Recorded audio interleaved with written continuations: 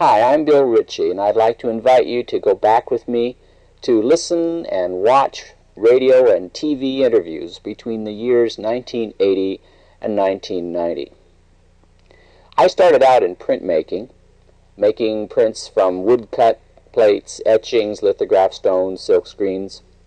You might say that when I first opened my eyes to art, I was looking at a print. In fact, most of the art we see is some kind of reproduction in a magazine or in a slide or on television. That's why we call it media art. When we added computers in the late 80s to our arts, we have what's called multimedia, and I am a multimedia artist. In these interviews, I'm going to be using radio and videotape. In this first one, which was made in 1980 with Angela Henrich, I'm going to overlay videotape so you'll get a glimpse of what was going on in my classrooms the same year this interview was made. So coming up next, Angela Henrich on Radio Kcmu in 1980. Art itself is very difficult.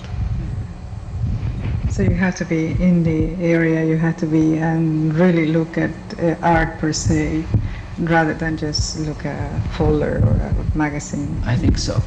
Now, we don't know what's going to happen because this has been a process that's been going on for 100 years or more in our country, where almost all the world's art comes to us by way of a medium of some kind. Now, what would happen, this is one of my major interests now, what would happen if we discovered that the arts were being changed by the media? In other words, what people thought art was based on what they had seen on television, for example. And if, in fact, as it always does, the media changes the artwork. If you see a reproduction of the Mona Lisa, for example, your knowledge of the Mona Lisa is not what someone in Paris could have by going to the Louvre and seeing it. So out of this, I've studied this fact a long time, and I've decided that we must understand there's a language in the media. There's a language in the painting that went in to make these wonderful paintings, and that's a language that all painters study, and goes on. But likewise, the media have language too, and it's not the same as painting. And then if works of some kind are created in the media themselves without a base of a painting, let's say, or the elements that make a painting important, a new art form starts then at that time. So we have video art, and we have cinema art, and we have photographic art, printmaking art, which is the oldest of those five, and perhaps computer art, you see. But each of them coming out of its own medium and having its own language. It's a very interesting idea. How do you contribute to art apart from your teaching? Well, I produce things in two That interview took place in 1980. I was just beginning to use computers in my art, along with prints and video, and I was being called a pioneer in multimedia. This next one took place in January of 1981 for Channel 9, KCTS-TV in Seattle, and the interviewer is Ann Souther. I see. Speaking of the space program, that reminds me of something you were telling me before the show. You're explaining a print that you have here today where you took pictures of Planet of the Apes. That's right. And have arranged that over a map. And maybe we can get that on screen. Yeah, you can explain that's a graphic, and I brought an original in today so this camera could show it. Those four little stamps in the middle are four scenes from the film Planet of the Apes. There's this 13-second sequence in that film, and it shows this supposed spaceship that's crashed in this lake. It's really Lake Powell in Arizona, and it was this fiction. And I was reminded of how in the old days in Japan they used to sell these woodblock prints to tourists on the highway between Tokyo and Kyoto. These are very famous prints, and of course tourists would take them home, and it would show a view of Mount Fuji from a certain place and another view of Mount Fuji and so forth. Well, these were views of the spaceship crash. Now you also have a a print that was done by a computer. Is that correct? And that's much more recent. About 3 years ago, a good friend of mine, Paul Lewis, in the School of Architecture, helped me interpret this thing that I made that's called a wave square. He helped me interpret it and put it into a computer, and then the computer would draw pictures of it seen from different points of view. So what you see on the screen now is, let's say, view number 32, and if you can squint your eyes, you can almost see view number 33 and 34 behind it. It's done on a kind of tissue paper, and they sort of show up. But I have 54 views of this thing in that sequence, and again, it reminds me of the 54 stations or 53 stations of the Tokaido, which is a famous series of Japanese the Tokaido prints. line that runs between Tokyo and Osaka. Right. And the 36 views of Mount Fuji, those kinds of things. So again, Later that same year, Kcmu-TV, Seattle, sent Joel Parks to interview video artists. He came to Triangle Studios, which was a cooperative studio, a kind of multimedia haven for artists. So here's my portion of that interview with Joel Parks in 1981. For a final word on all this, I sought a more established figure, Bill Ritchie. He's a professor of art at the University of Washington. He began a class in video there in the early 70s and still works with it. Bill sees TV as an unlimited canvas and feels it will become for the visual artist what radio became for the performing artist. the secondary, the electronics, the computer, and the video have no material quality whatsoever. They're very dull you can't get hold of them. But what they can convey intellectually or, in terms of thinking processes is far greater than what you can communicate in a woodcut.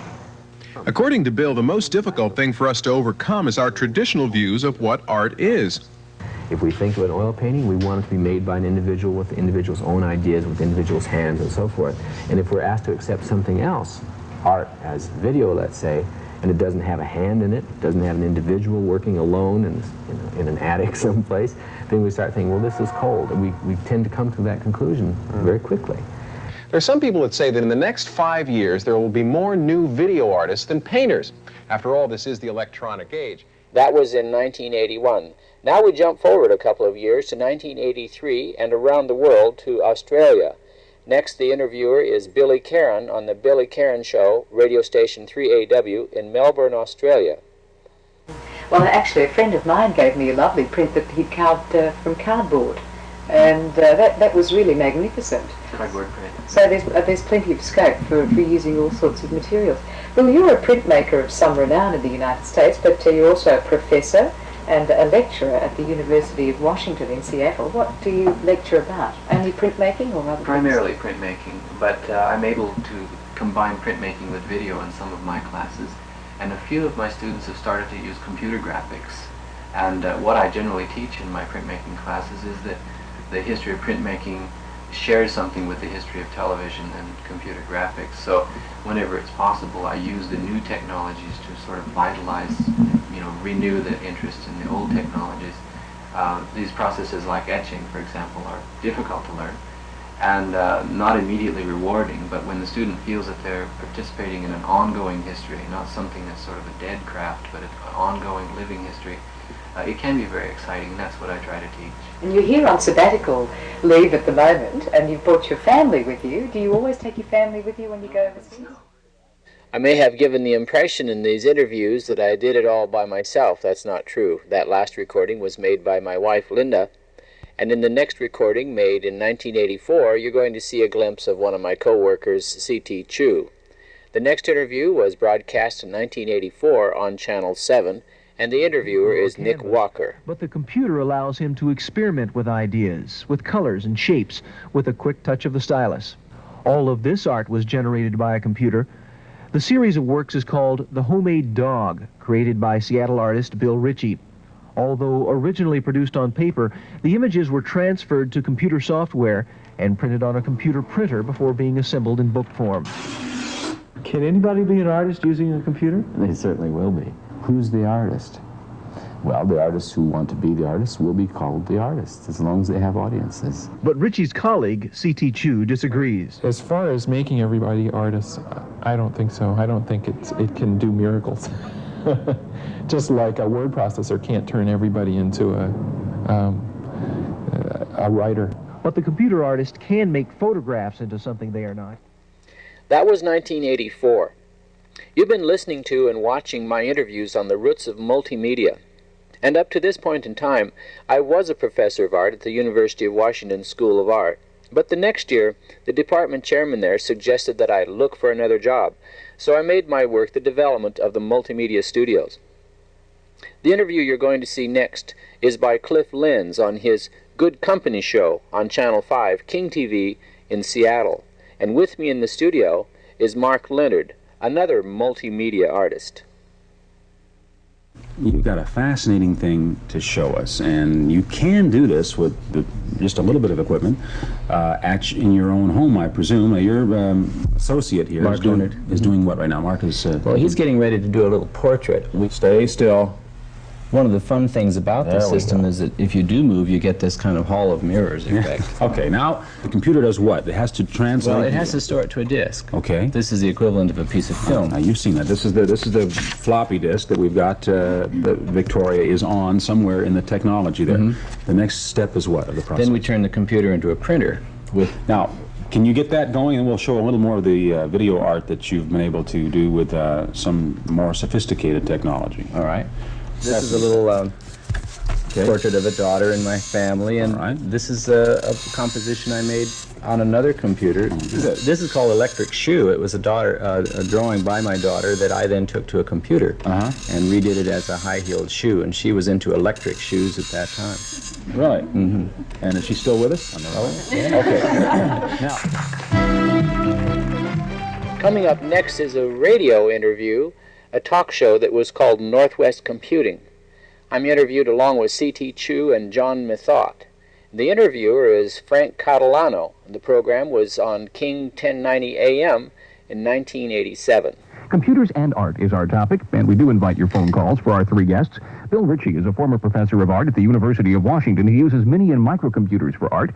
C.T. Chu uses computers to compose works in tapestry, prints, and video. And John Methot is an expert in computer graphics software design and has worked on a number of applications used in art. Gentlemen, good morning. Thanks for coming in at this hour. Good morning. Good morning, Frank. Let's start off by getting a little bit of background on each of you. Bill, let's start with you on that, if we could. Well, it was in '78 I was looking for a way to draw an object from a number of points of view without having to do it all by hand. So I went to the geography department and the architecture department at the UW, and sure enough, they had software that was designed to show objects from any number of points of view. That's how I got started. What about you, Carl? Well, it actually was Bill Ritchie's fault here, and another artist in Seattle named Nori Sato. I was involved back in about 1978, 1979, doing color Xerox artwork. There's another art form that you might not imagine you could make art with, but I was doing a lot of color Xerox artwork, and Bill and Nori approached me one day and said, hey, we have seen this incredible system, and we think that you ought to go use it. I balked for a while, but after about 6 months, they coughed up the $40 an hour that it cost at that time for me to use this, and within about the first 5 seconds, I thought, this is the greatest, and I began using it on a very regular basis after that. Bill, you've worked with a lot of people over the years in getting them to understand art and perhaps do it better and bring their own creativity out. Do you find that there's a fear, though, of this whole issue as to who will be doing the creating when I start using a computer? Yeah, and it's a justifiable fear, especially if a person, let's say, is starting art late in career. What defines art is art history itself, and it takes quite a few years just to understand art history, or if you're raised in an environment where there's a lot of art, you sort of bring a historical perspective. When the computer is made available as a tool, usually the person who's gone to it as an artist who understands art history views that just as another tool. But a person who's suddenly plunked into art and said, here's an art tool, it's called a computer, and they have no history to bring to it, it's pretty intimidating. And usually what they end up doing is using clip art or stuff that's built into the computer instead of original things. In historic sense, we always view these new technologies when they come into the arts as taking about 20 years to mature. And all they do those 20 years is look like they're like the system they're going to replace. Carl made me think of that a second ago when he said color Xerox. When color Xerox was invented, it had to look like offset lithography, and they geared everything for it to look like offset lithography. Computers have to look like easels. They have to use the same words like paintbrush and airbrush and pastel and things like that. So they have to go around pretending there's something else. For 20 years this has to go on. It's almost right on. You can can count on it. Carl, you have a thought on that? Well, the thought that I have on that is Bill and I are now in a phase of thinking about compact disc and what that will mean for our careers as artists and for artwork in general. And the conclusion that we've come to is that when you sit down to begin planning something, and this compact disc would be interactive compact disc using computer and sound and video, if you just plan it with what you know at this point, you're going to make something that is in the vision of what you've done. And we decided in the last few days that something that would be very important is for us to get back into the area of research again, artistic research, something that artists in general don't do all the time. They don't just sit down and say, now we're going to try this. A lot of artists are geared, and I in particular am geared in a lot of... Multimedia has roots in collaboration.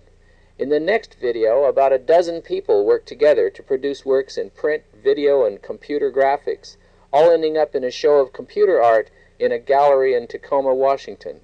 The video was recorded by Tacoma Municipal Television in the studio of one of the artists, Caron. Artists have been using their hands to make art from the beginning, and so little kids do too.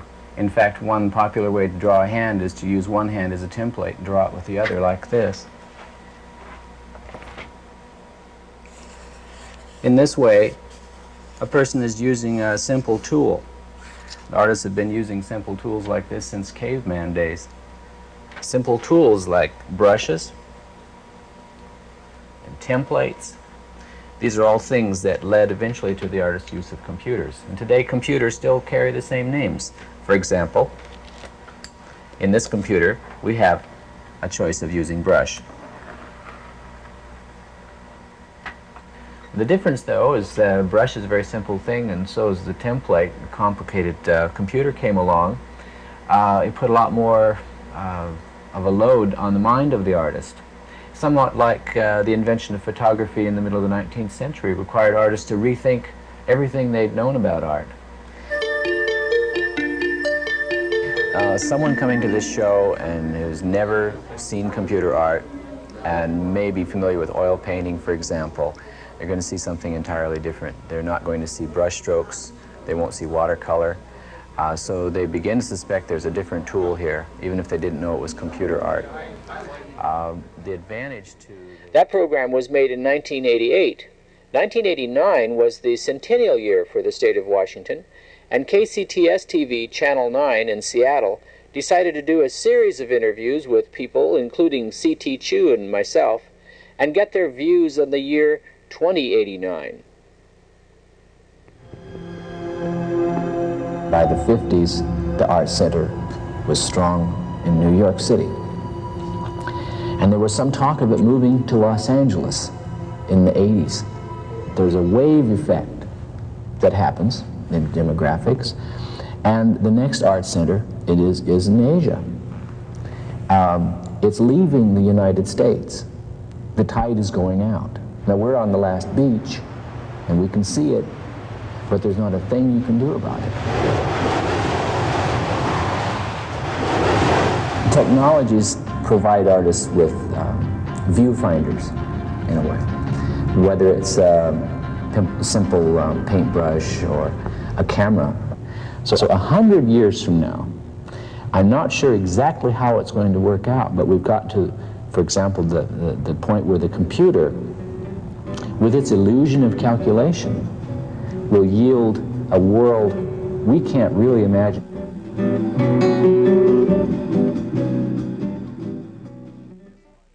That was the last one for this edition. There has been one more interview in 1990, but it's for a magazine and it won't be out for another month yet. I hope you enjoyed the selections I made for Multimedia Roots, my interviews. Keeping the fire department happy was kind of a drag for artists.